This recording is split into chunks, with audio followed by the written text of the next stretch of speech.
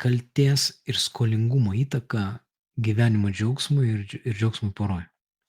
Tai dar kartą. Aš netgi darysiu tokį dalyką, parodysiu gyvai tokį bajerį. Taip, aš skolingas, aš privalau, o tai yra ne mano valia,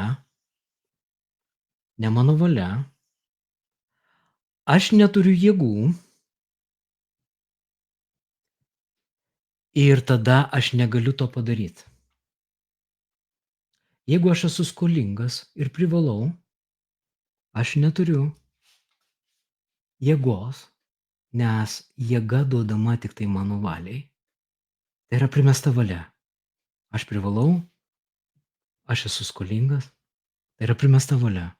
Tada aš negaunu jėgų, o jėgų neturėdamas aš arba labai žiauriai daug jėgų išnaudodamas, nuvarau, padariau tai, bet aš prarandu labai daug jėgos, labai daug gyvybinės energijos, arba aš to net negaliu padaryti ir automatiškai vėl kaltas.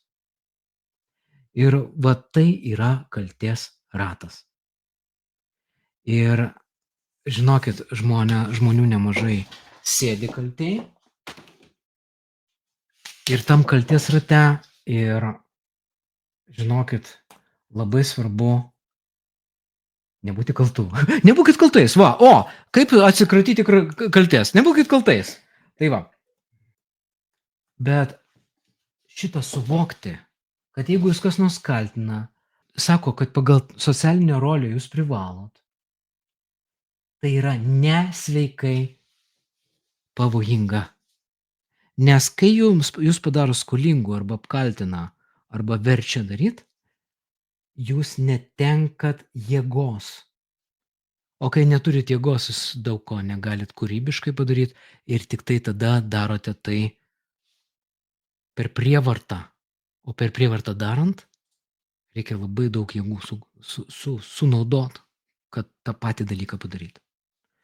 Ir santykiai skolos privalėjimo pagrindu, jie nedžiugina, jie reikalauja labai daug pastangų, vietoj to, kad vienas kitam dovanot ir džiaugtis ir motyvuotis ir gaminti energiją iš dovanojimo laimės ir gavimo laimės, žmonės suknisa savo gyvenimą ir savo porą, nueidami į manipuliacijas, kaltinimus, prievartas